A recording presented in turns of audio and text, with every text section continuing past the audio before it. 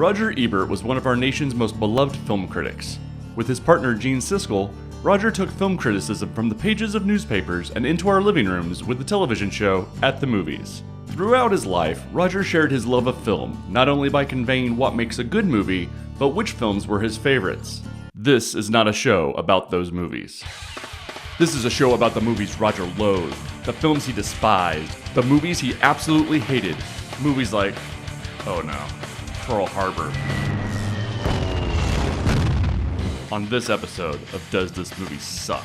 Hello friends and welcome to the show. My name is Scott and this is our journey through the 2007 book by Roger Ebert, Your Movie Sucks.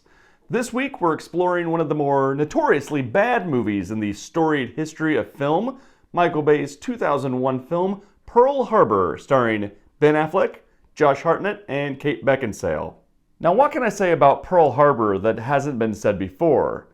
I guess I can say it's not all bad. Actually, some of it's quite good in my opinion. But the whole thing from start to finish is misguided. It's a film that had good intentions, but never quite got the train on the tracks. Normally we start each episode with our blurb check, where we look at the pull quotes on movie boxes to make sure they weren't taken horribly out of context. None of the Pearl Harbor video boxes I could find had pull quotes. This is a movie that sells itself, right? Who needs pull quotes? At least I think that's what the thought process was behind it. So since there's nothing to do there, let's just dig in and check out Pearl Harbor, a movie that sits at 25% on Rotten Tomatoes tomato meter. Ebert's review starts with an opening that Roger said was one of his all-time favorites. He writes, Pearl Harbor is a 2-hour movie squeezed into 3 hours, about how on December 7th, 1941, the Japanese staged a surprise attack on an American love triangle. Well, that about sums up the entire movie. It points out that it's too long, it's focused on the wrong things. It's a perfectly written sentence. I can't do much better than that. Guess I'll try though. As the film starts, we meet our heroes in child form. Rafe McCrawley is a tough kid that mixes up his letters. Spell it right, Rafe. Rudder is spelled with 2 D's. Thanks, my man. Yes, sir. And Danny Walker is the sweet kid who's a little shy. The boys like to play in the McCrawleys' biplane, which leads to their love of flying.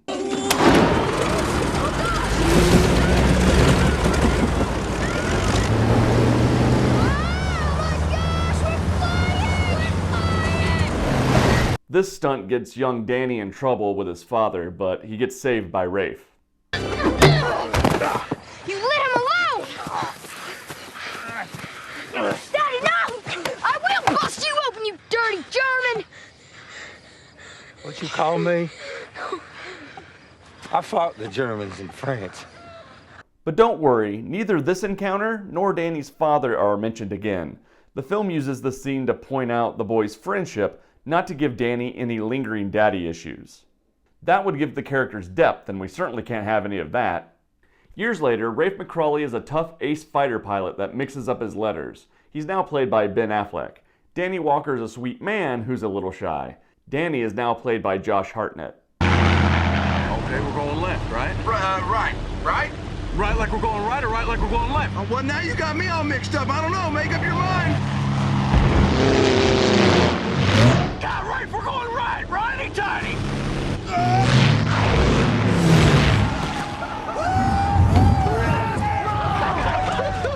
Parts of Pearl Harbor really want to be Top Gun, right down to, Hey, Goose, what in the hell are you doing? there should be a rule, no more characters named Goose in fighter pilot movies. We don't meet this Goose until later, but until then the gang is made up of the one that stutters and the other ones. They all blur together. We can't make them stand out. That would give the characters depth, and we can't have that. After that game of chicken with Danny, Rafe is given the assignment to go fly with the RAF. But enough about that for now. There's nurses waiting, and the boys are all excited about the meeting with the nurses because they're single and ready to party, with the exception of Rafe, who's already met the nurse of his dreams. That nurse is Evelyn Johnson, played by Kate Beckinsale. Evelyn and her nurse friends are on a train to meet the boys. The whole gang is there. The one that wants to fall in love, the shy one, the whole gang is there. We couldn't make them stand out. That would give the characters depth, and we can't have that. In flashback, Evelyn tells the girls about how she and Rafe met cute. It's an impossible flashback as Rafe and Danny are the subjects of the scenes and Evelyn is barely there. Or she's just making stuff up to impress her friends, whatever. Rafe, still having problems with letters later in life, tries to memorize the vision test, but Evelyn figures that out. Rafe talks Evelyn into passing him. And that manual says the guy who's a slow reader can't be a good pilot. That file says I'm the best pilot in this room.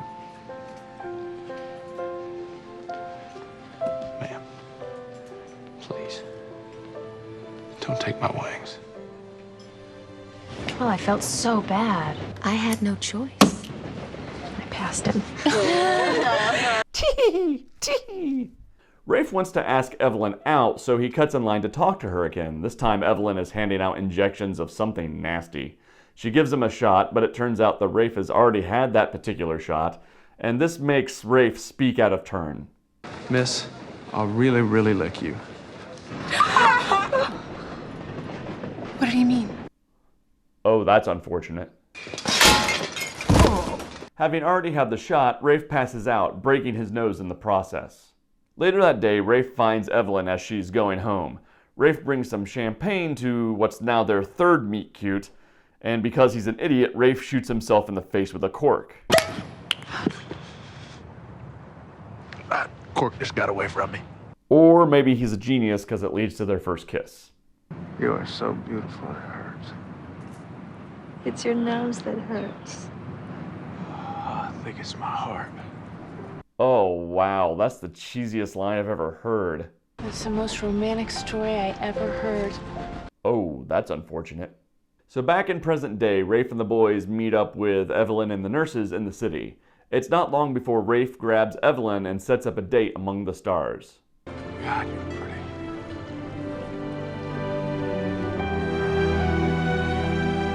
That's all cute and everything, but Rafe, tell her about the RAF stuff, would you? I gotta go away. We're all going away. Yeah. But I'm going to the war. I passed you.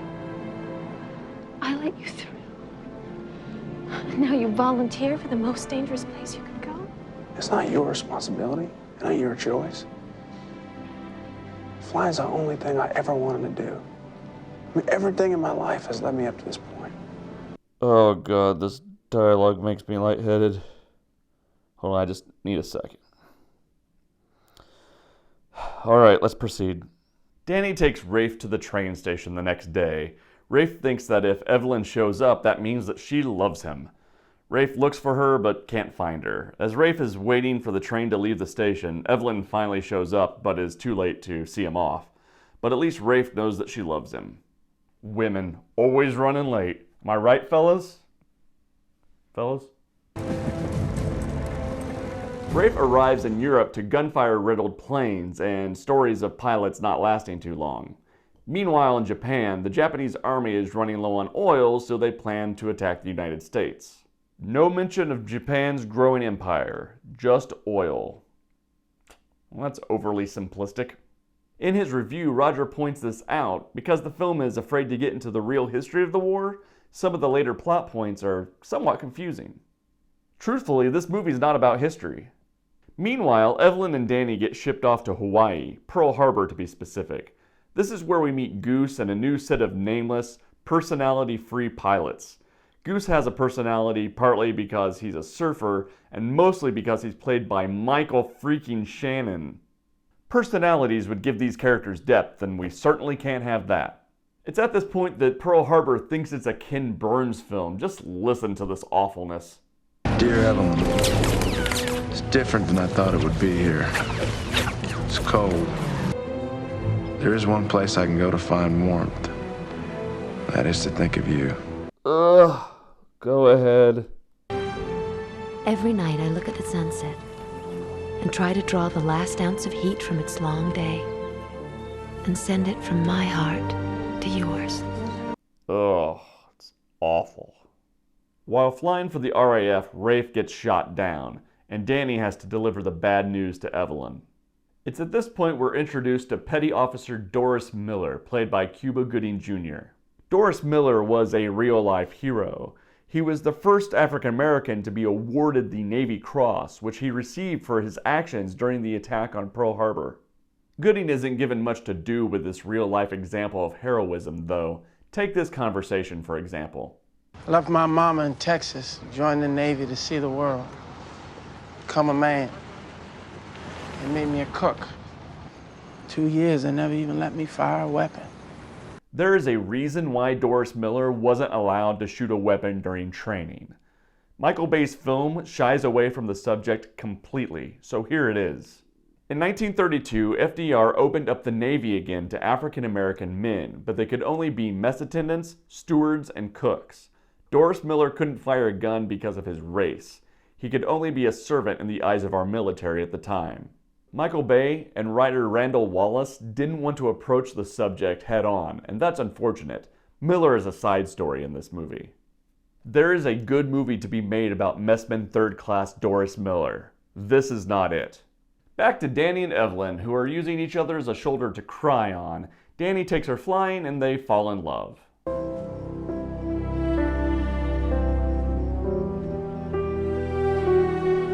I don't want to close my eyes. I don't want to fall asleep cause I miss you, baby. And oh God, Rafe's back. This is going to be awkward.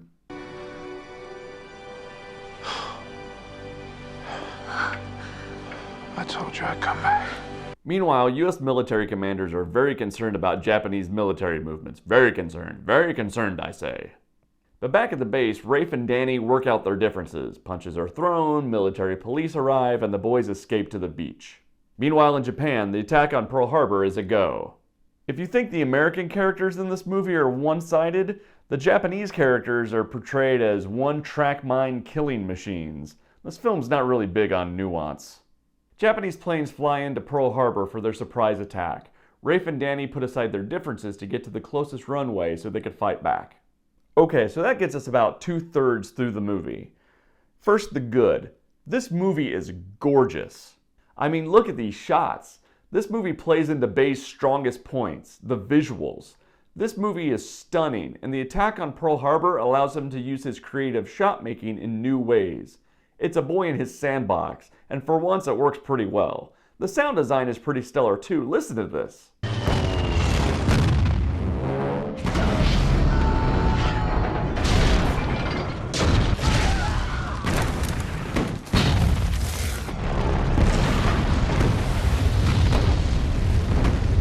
And now the bad.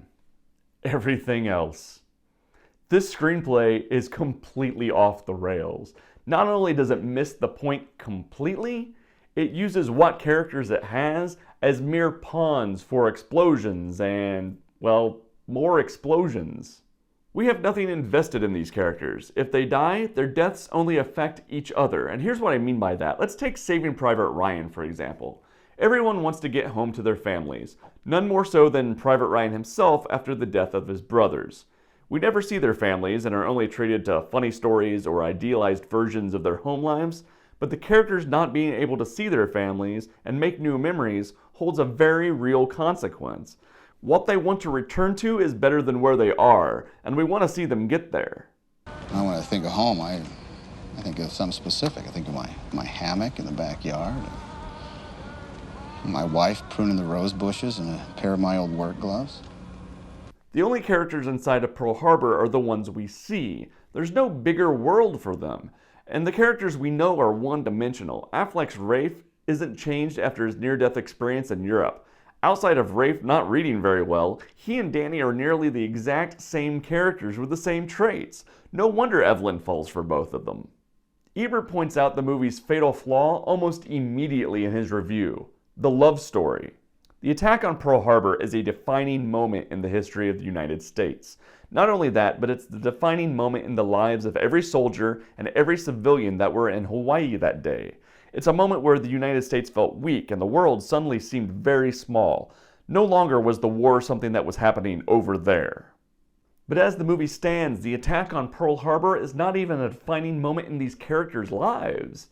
It's just merely something that happens to them. It's a roadblock on the way to true love. After the attack on Pearl Harbor, Danny and Rafe are called upon to participate in a raid on Japan. This mission, known as the Doolittle Raid, is the defining moment of these characters' relationships, not Pearl Harbor. After the attack on Pearl Harbor, the movie spends another hour with these characters, another hour in situations that have more of an impact than the attack where the movie got its name. Narratively, writer Randall Wallace could have had the same ending an hour earlier if he would have just made the attack on Pearl Harbor the defining moment in these characters' lives. Adding the Doolittle raid just does one thing to the festivities. It waters down the attack on Pearl Harbor to just something that happened to the characters. The attack itself is inconsequential. Take the movie Titanic, for instance. The sinking of the ship defined how Rose lived the rest of her life. It would have been a completely different movie if they were on the ship when it sank, but both Jack and Rose washed up on shore, ate at a Chili's, and Jack died in a car accident 2 years later. The sinking of the Titanic meant something in that movie. It seems as though writer Randall Wallace and director Michael Bay tried to do too much by doing too little. The story of the attack on Pearl Harbor and the implications of that attack would be enough to fill an entire movie, or miniseries for that matter. But the screenplay got distracted, and it results in a film that completely misses the impact of the attack on the country and on its people. Pearl Harbor's screenplay is fundamentally flawed. But the question remains, does this movie suck? Well, I'm going to say it's a mixed bag. It's a beautiful film. It is gorgeous to look at. And the sound design is spectacular. But the screenplay just completely misses the point of a defining moment in American history. And with that, let's give it a 5-star review on Netflix. It's the Netflix effect, where I give all these movies 5-star reviews on the site to see what their algorithm might suggest next. And, what? No suggestions at this time? I'm just a couple movies in and Netflix already thinks I'm completely insane? Netflix is already stumped as to what I might like? Well, you liked Pearl Harbor, so we're not sure what you might like. I didn't think I'd be a lost cause this quickly. And with that, let's cross Pearl Harbor off the list. What did you guys think? Did you think Pearl Harbor sucked? Let's talk about the movie in comments.